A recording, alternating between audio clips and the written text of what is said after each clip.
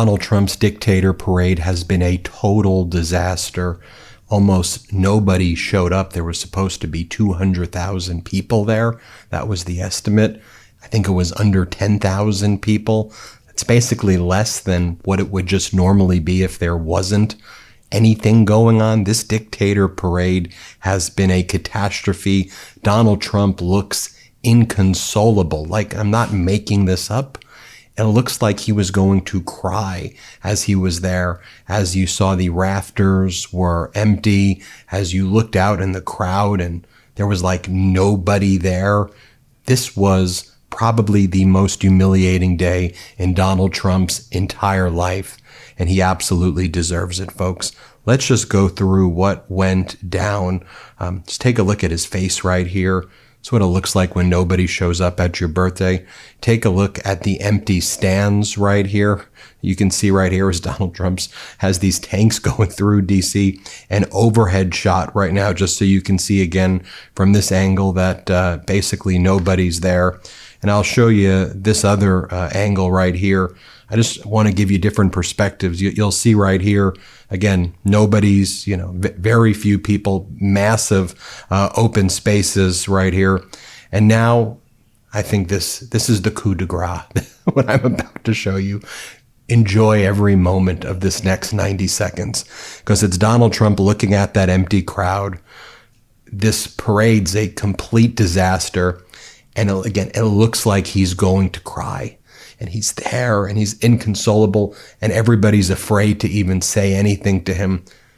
Enjoy this next 90 seconds as Donald Trump is miserable and on the verge of tears. Here, play this clip.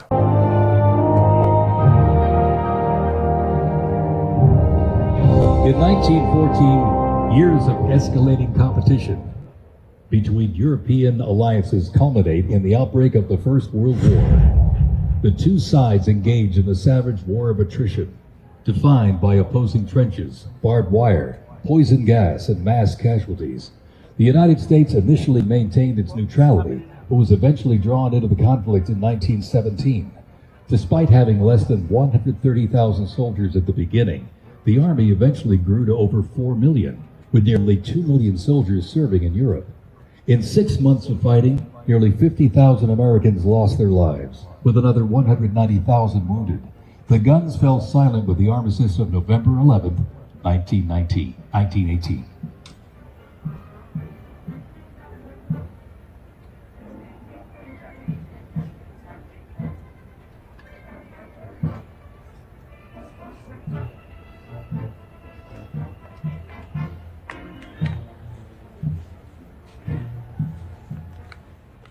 We continue on with more USA World War I rolling stock.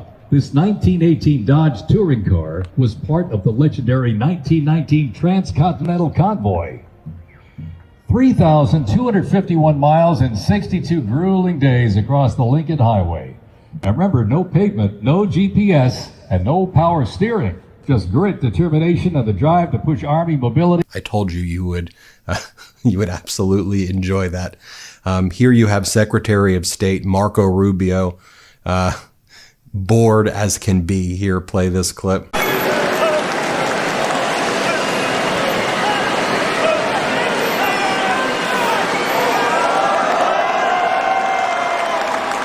Department of Homeland Security cosplay dog killer Kristi Noem, also incredibly bored. Play this clip.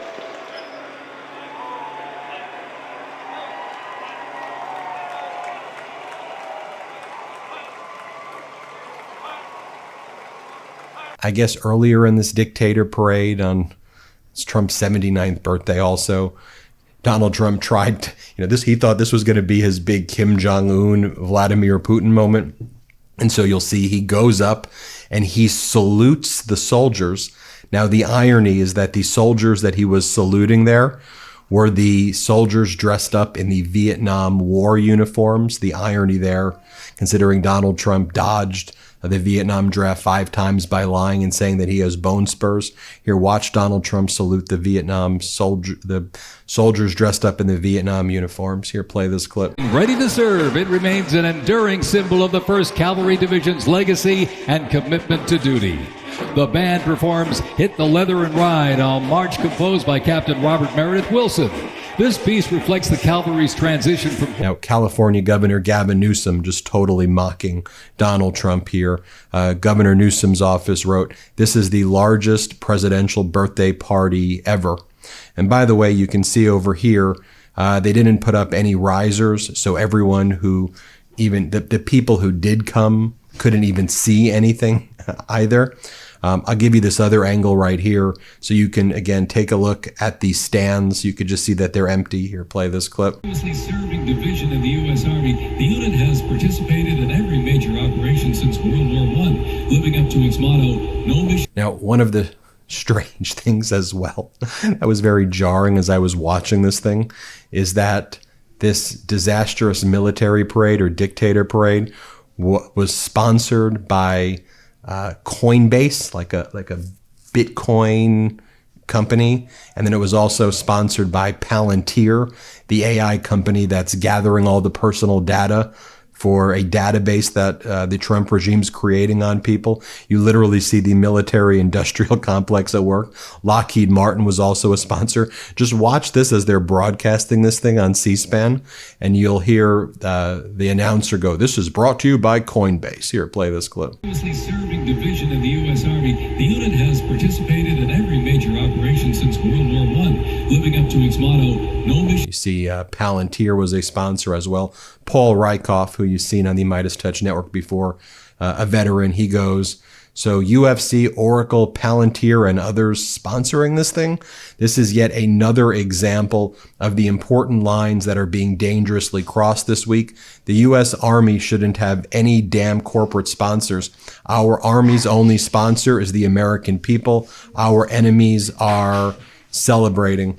Here's another shot of Donald Trump observing the parade. Here, play this clip. It feels so good to have a commander-in-chief as well as the Secretary of Defense, or Vice President, Secretary. A soldier in uniform while this was going on was handing out free cans of Form Energy, an American 250 sponsor co-owned by Dana White from UFC. A rep from the company was taking a selfie with the soldier, handing the products out. Amanda Moore reports. And by the way, this is what the Department of Defense was posting. "Happy Flag Day. Let us honor the emblem of our nation and the stars and stripes that unite us all." Except when you look at the Flag Day post, this is real from the Department of Defense. It is the Russian flag. They are celebrating the Russian flag on Flag Day. Look below Flag Day. That's literally the Russian flag right there. As I said, Lockheed Martin was a sponsor as well. I want to share this with you because while Donald Trump was having this disastrous dictator parade for himself on his birthday, MSNBC and others, and we were covering it on Midas Touch Network as well, showing you how big these protests were, the No Kings protest across the country. The conservative estimates I'm hearing from Indivisible and other groups is that 5 million people showed up across the country. I think it's probably closer to 10 to 12 million when it will all be counted, much bigger than even the hands-off protests that were back in April. Take a look at the MSNBC reporter showing downtown LA. Let's play this clip. Nicole, I want you to get off the shot of me and look down below. JB Rudigerama is going to show you what 20,000 people in the streets of downtown Los Angeles looks like. I'm on the 26th floor of Los Angeles City Hall on the Tom Bradley observation deck. Mayor Karen Bass says tens of thousands of people have mobilized peacefully to the streets of Los Angeles in opposition to that military protest in Washington, D.C. that you just mentioned, but also to the ongoing ICE raids that have been taking place here in the Los Angeles area over the course of the last week. This city is a city of immigrants. This city is a city with immigrants in the streets today. Now, Donald Trump's communications director, Stephen Chung, or as my friend Adam Parkamenko calls him, Trump's nutsack head, has to lie because millions took to the streets to say no kings, and Trump couldn't draw flies to his B-Day. Here's what Stephen Chung says. The so-called No Kings protest have been a complete and utter failure with minuscule attendance. It's sad Democrats and liberals would rather support criminals and illegals instead of celebrating the 250th anniversary of our great U.S. Army and Flag Day. But many more Americans are commemorating our brave military men and women who have given the ultimate sacrifice and those who continue to serve. And let me be very clear. The Democrats, pro-democracy, we stand strongly behind our brave men and women of the armed services. We stand strongly behind our veterans. It's Donald Trump who calls them suckers and losers. It's Donald Trump when one of our soldiers or multiple soldiers get killed overseas or here in his while Donald Trump's in office, he doesn't even acknowledge it. Remember the 4 American soldiers who died in Lithuania? No statement from Donald Trump about it. The 2 American soldiers who died when Donald Trump sent troops to the border, Donald Trump doesn't mention it all. Hey, a soldier passed away or died in an Apache helicopter 24 hours ago in connection with operations or in operations that were around the 250th anniversary. It was claimed that it had nothing to do with this, but yeah, I'm not necessarily sure about that. But nonetheless, Donald Trump said nothing about that. So spare me, Stephen Chung. We know that Donald Trump hates our troops. Take a look here, though. Despite warnings from the law enforcement not to attend today's No Kings rally after this morning's assassination of the Minnesota lawmakers, with the killer on the loose, the No Kings rally in Minnesota state capital in St. Paul had tens of thousands of people. I'm going to do a whole other video on the assassination attempt as well. We're now learning that the assassin was actually a Trump supporter, seemed like a right-wing extremist. I'll do a whole other report on that, but we're getting more data about that individual. In Boise, Idaho, tens of thousands of people showed up. San Francisco, tens of thousands of people showed up. Take a look at the people who made the human banner at San Francisco's Ocean Beach.